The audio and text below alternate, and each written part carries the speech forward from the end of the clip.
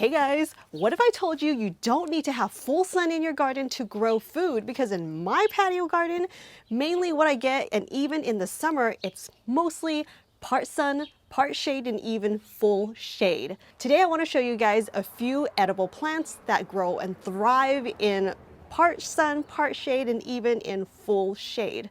And one of them can even bring in the pollinators in your shady spots. Before we dive into the types of plants you can grow in part or full shade, let's talk a little bit about sun requirements, because I think that's quite important in order to know the type of plants to grow that would actually thrive in your space. But just to quickly show you around, this is my patio garden. Basically on this side of the garden is where you get part sun to full shade, depending on where you plant it. If you plant something next to a bigger plant, because the proximity is quite close together, quite intimate in the small space, right? It's so easy to create more shade. It's so easily to create more microclimates. So if you plant it a little closer to maybe talking about like a foot over or even a few inches over, depending on the type of plants they are, they're going to create a little more shade for your neighboring plants. So that's how I can create from like part sun, meaning if the plants actually grow tall enough to reach higher, almost passing the closer to the top of the containing wall, it's going to give it more sun.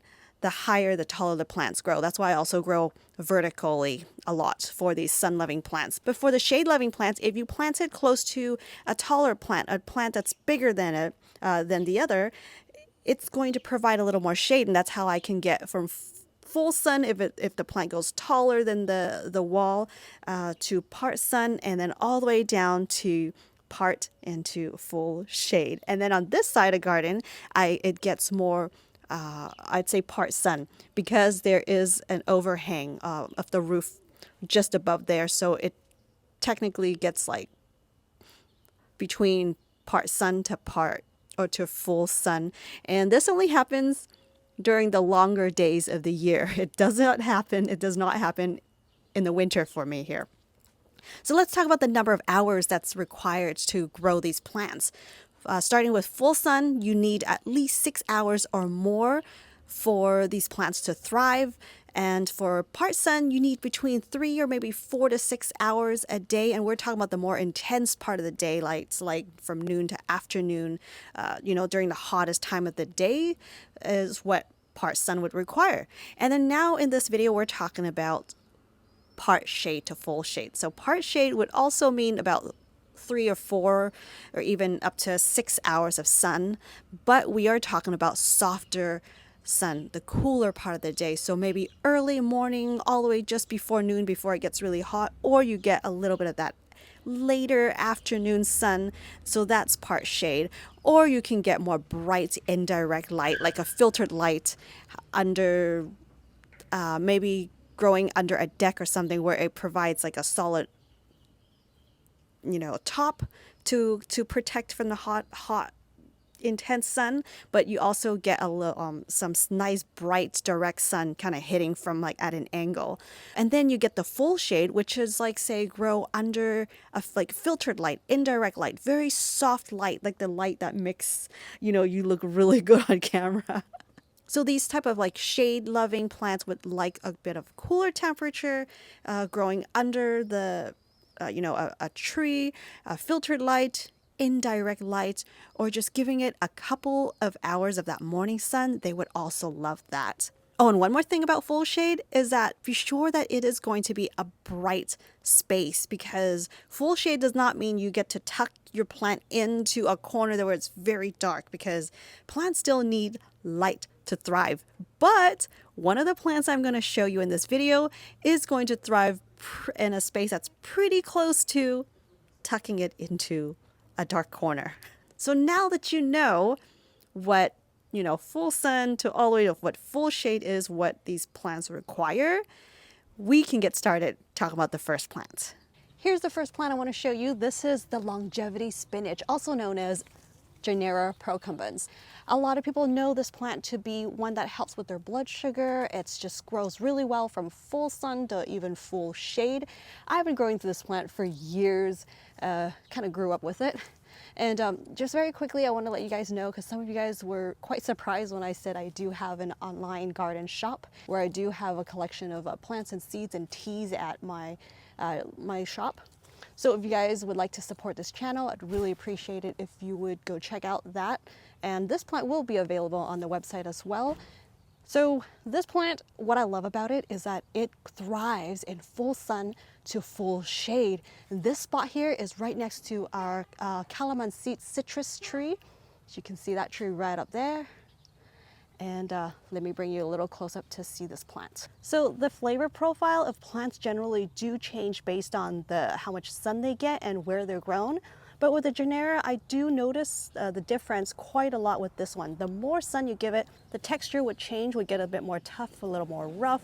The flavor profile for plants generally, when it gets more sun or versus, you know, more shade or where it's, depending on where it's grown, it would change a bit. But like this one here is under the tree, it gets quite a lot of dapple shade, and then it gets some sun through there. So a lot of filtered bright light. So longevity spinach can grow up to even 5 feet or even 6 feet if you let it. It's almost like a shrub, but it's so easy to clip back. I love that I can just place a tomato cage if you want to prop it up. That's all. I think tomato cages are meant for this plant rather than tomatoes. When you grow this in the sun, it gets a little more tough, it gets a little more crunchy, less delicate as growing it in the shade. And even though they thrive in different types of conditions, sunlight conditions, I still prefer the taste, the flavor overall, growing them in more shade. So part shade to full shade. Morning sun or dappled sunlight. So this is a really great plant to tuck in almost like a corner. You can see how it's actually growing in the corner right there. And as the plant grows up, it's going to reach a little more sun. And these are the ones that are finished flowering. It's very interesting because they actually, even though they go to seed, they don't really germinate from the seeds here. So you have to grow this by cuttings. Maybe in Asia they can grow from seed, but not with the plants that are grown here. This plant, I really enjoy them in my soup, stir-fry salads, but especially even in my spring rolls. When I roll it up, we put like a few of these, stack them together, and it creates a really nice crunch, that bite. It's really a fun kind of you know, adding the texture to the spring rolls. And by the way, even though it's called longevity spinach, it is not related to spinach at all. It just has a spinach-like texture when you cook it. It's nice and soft. It's not fibrous. It makes a really great smooth smoothie too. Smooth smoothie. It just has a mild green flavor. Not quite lettuce, but it's not like a kale where it has like a strong smell. I hope that makes sense to you. This is a tropical plant, so it does love moisture. Keep it well watered for it to grow fast, but after it establishes, it actually does pretty well in a short drought condition. This plant is growing from part shade to full shade. You can see how it's very delicate, very soft, right? Let me show you the one in full sun. Here's a little plant here in full sun. This is like new growth, so it's not as tough as, you know, the parts I want to show you here, but look at the top here. This is the starting of the flowers. And you can see it just feels more rough and more succulent.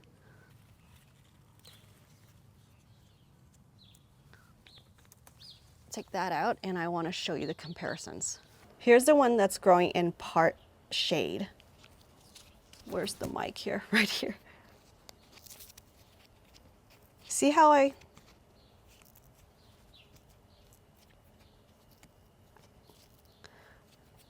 it's like soft when I try to bend it or fold it? Here's the one grown in more sun. You hear that snap? So, guess depending on what you like. The ones that are grown in more sun, it's actually quite fun to stack a few of these together and put it in, roll it up in the spring roll. So when you bite into it, it makes that nice, really like that nice crunch.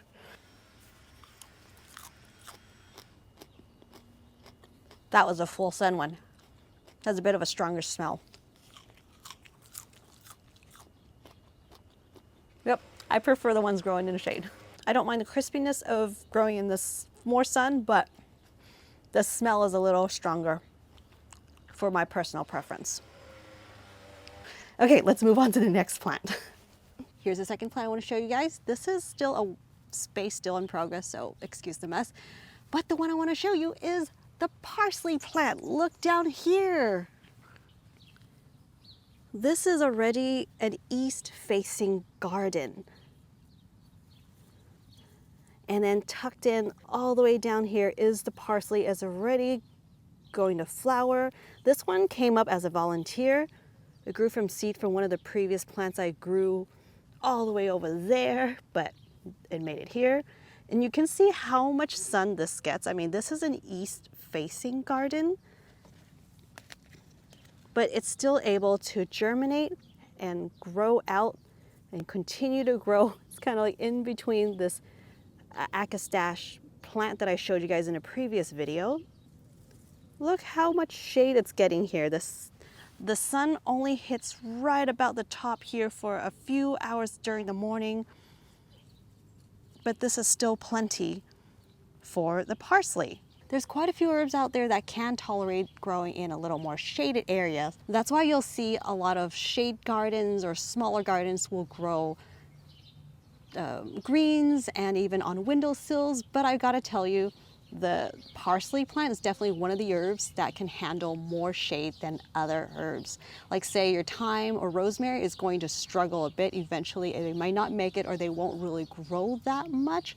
But the parsley plant, parsley can handle a lot of shade, almost to the point, this is considered not even full shade, but I want to call this like the deep shade. And it can also handle full sun. It'll grow beautifully in full sun too. So this is one of those great plants that are so diverse. It has a really wide spectrum when it comes to the sun requirements. When it comes to parsley, whether it's a flat leaf or a curly leaf one, I love them all, but especially the curly leaves are just really pretty, really decorative. Nice to use even as a filler if you want to put it in like group them in a more decorative kind of a display. And they are so good when you mince them up and just like fresh and just like a bunch of them minced. Throw them with your olive oils and maybe even a little bit of garlic, salt and pepper, lemon juice. Very, very fresh and so good in the pasta, or use that as like a dressing or even with mayonnaise or something and mix a really good sauce for your sandwiches.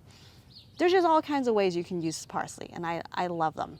Great in like a soup stock and everything else. But yeah, they definitely just require water just like your regular vegetables. Parsley is one of those plants that are really great to help maximize your growing space. They're really great to grow in between your veggies if you want to create more like a living mulch kind of a situation to protect, to keep the soil cooler, to kind of fill in the space. It's a really good, parsley is a really great plant to plant in between things to kind of save space. They're just like filler plants. They're beautiful. They don't require too much sun to grow. So yeah, I love parsley. Yeah, you can see it's definitely growing like right in there between these two plants. Here is a Japanese parsley. A lot of it's kind of going to seed. I lost quite a bit of this plant, but it also can handle a lot of shade. I mean, this plant, I did mention, this is a Japanese parsley. And it was growing right there, that spot that's kind of empty there. It was growing there for a while and then it seeded. So I'd love to grow more of this plant. Oh, and the ones below, it's actually strawberries sprouting, but the leaves look quite similar, don't they? These are so good in salads and everything else too. And you guys are curious what the Japanese parsley tastes like?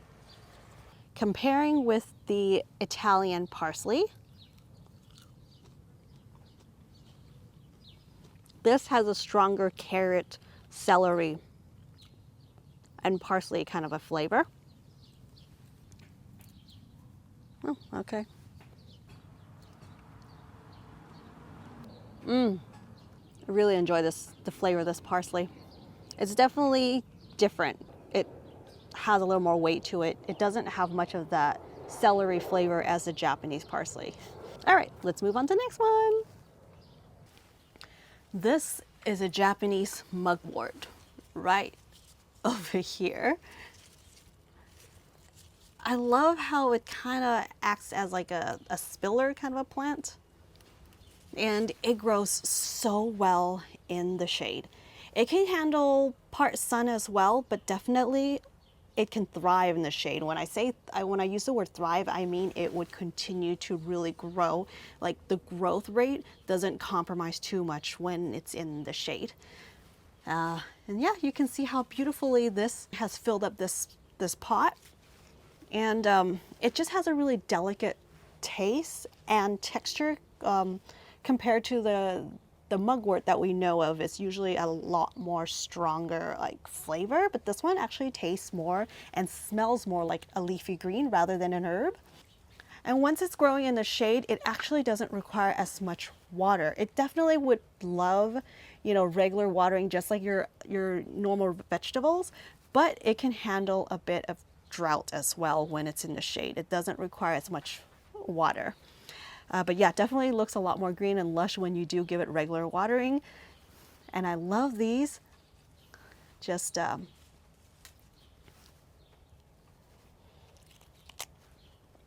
they're mild. It's very mild flavor. It's so good, just kind of like a quick blanch in like some nice hot soup and take it up and serve it. It's so mild. It's just to me, even though it's a mugwort, it's a leafy green. This is a leafy green. And this can even go up to about, I think, almost 3 feet tall, but you can keep clipping it back to keep it as kind of like a filler. So another one of those really great living mulch kind of a plant. So you can see how beautiful the shape of the leaves are.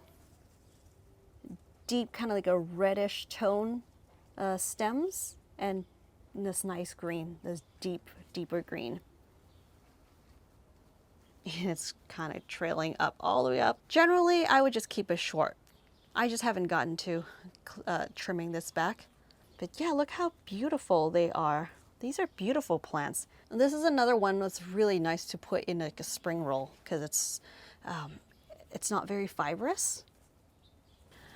I gotta show you how much shade this plant doesn't mind. Let me show you another one. So if you look down, below the longevity spinach is the Japanese mugwort. This one's tucked all the way in here. You can see how deep shade this is in. It's just getting a little bit of sunlight from this area. That's how well this plant can handle the shade. This is in the east-facing garden, by the way. So tucked in a corner, deep shade. This part also doesn't get all that much water here. I didn't run the irrigation all the way here yet because this is sort of like a new spot that I'm planting in. But yeah, look at the soil here. It's quite dry. So this gets hit with a little bit of water sometimes. I did water it a little more at the beginning when I plucked that in, but you can see it doesn't require all that much water when it's in more shade. Here we have the magenta leaf plant. This is a tropical plant. It grows really well even as a house plant because, or like by a bright window. So you can see how this can handle quite a lot of shade. The pattern on here is so pretty with these silvery, gray kind of a variegation on the leaves. I really love this plant just for the beauty of it. The interesting thing about this one is that it's called magenta. Not only that the flowers has this beautiful magenta color, like this purpley pink color, but when you soak the leaves in water, the water would also turn purple. Kind of like your blue, what is it, butterfly pea, where it turns the water blue, but this one turns the water purple, like a reddish purple, almost like a beet, but the beetroot red is a little more red, but this one is a little more on the purple side. So violet, I think, yeah, it's more like a violet color. Magenta. It's magenta. Yeah. So you can see this plant is tucked below the Ashitaba. The Ashitaba is also a good shade plant, which I have, videos on Ashitaba. If you're interested, I'll link it below for you. But it is growing below a plant that can handle part sun to full shade, but it is growing below that kind of a plant. So you can see how well the magenta leaf plant can handle the shade. Behind this curtain, I got some plants growing. I want to show you how well the magenta leaf plants can handle the shade. This is definitely in full shade. Look how beautifully it's growing. Water requirements for this plant is just like your other vegetables, so nothing special about it. It can tolerate a little bit of dry, like a quick, short dry spell if it's in more shade, just like the other plant that I've shown you in this video. This one, if you let it go, it can go up to maybe about 2 to 3 feet, but it'll kind of get linky because it's not really meant to grow that tall. And especially being in the shade, it's not going to have, like, the stems are not going to be strong enough to really support that height. So it's nice to have it, keeping it kind of short, like about, I like to keep it around like maybe under 2 feet, 1.5 feet or something.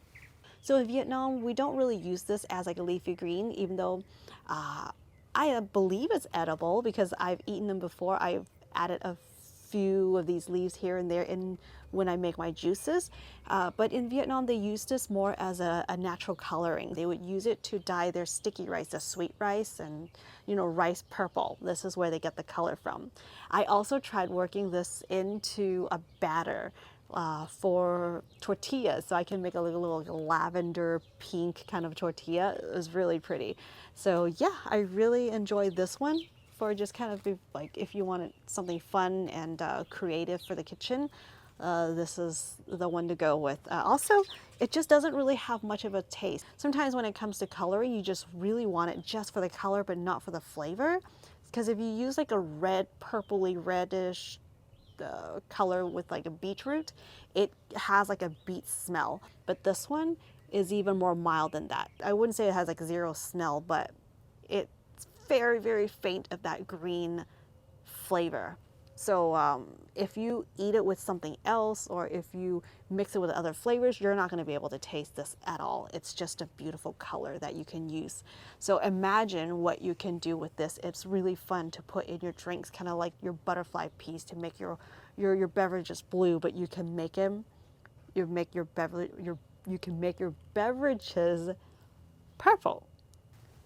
So there's not a whole lot of this plant growing right now. I would love to grow more of it. I took out a lot when I'm kind of moving things around.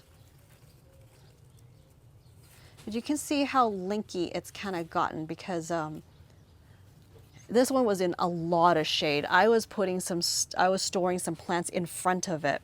So it was in the deep shade. So I have saved, I don't want to say the best for last because all the plants serve different purposes, and different kind of creative ways to using. But this one here, you might be familiar with this actually. This is the begonia. This is a wax begonia. Yes, begonias are edible and they taste so good. They remind me of sorrel plants where it has like a bit of that sour. And yes, it's because of the oxalic acids that makes it sour. This is not the type of plant that would you eat so much as a leafy green, but you can add a little bit of this, like here or there, maybe the flowers or a couple of leaves into your salads to add that burst of tartness, or to beautify your salads, kind of dress it up with a few of these flowers in there. So kind of use this sparingly like you would with your pansies or violas in your salad. So dress it up that way. It's not meant for like eating a whole lot like your spinach or kale. This is the wax variety. You can see it just like the leaves are delicate, smooth, It's very kind of like shiny, waxy. They also have like, this was like a brighter green color leaves, but they also have one that has more like a reddish tone to it, like a reddish brown leaves. And yeah, they're really kind of fun border flowers, you know. And the best part about this is that it's hard to find, you know, plants that grow in the shade that would bring in the pollinators, but this one would, even though there's other like more double petal kind of like rose shaped begonias out there. But these ones, because the petals are open, it's so easy for the bees to access. And they come in various colors. They're just very cheerful little plants. They're just so beautiful in a border. These types of begonias generally would grow to about, I'd say a foot and a half. But yeah, aren't they cute? So this type of begonias can handle a little more sun than others. But being in Southern California, this zone 10 drier climate, very intense heat, I wouldn't recommend full sun, like if you were in, say, Pacific Northwest, but I would give it, yeah, I would keep them away from afternoon, you know, the more intense sunlight of the day. A couple hours in the morning would be ideal for them, but generally speaking, this type of begonia can handle a little more sun than the others. So you can put them where it gets very bright, filtered, you know, indirect light, a couple hours, maybe 2 to 3 hours, even 4 hours during the cooler time of the day, you know, during mornings, that would be perfect. Or just keep them under a tall tree with dappled sun. They would be happy. You guys must be thinking, when is she gonna taste this thing? So I will try one for you. Thank you.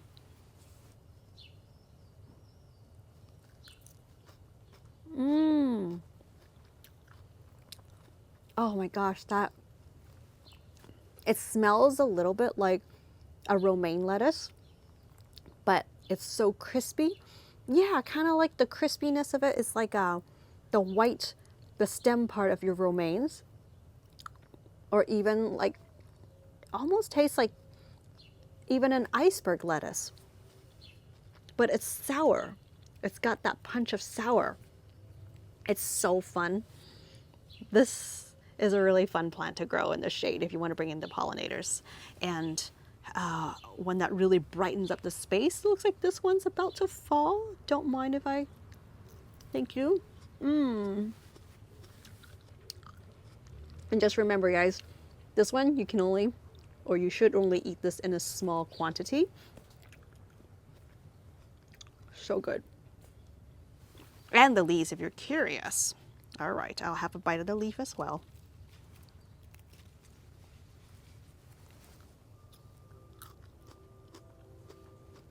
The leaves are sour, but it's not as sour as the flowers. I think I enjoy the flowers more. The leaves are not bad, but if I had to pick, I like the flowers more.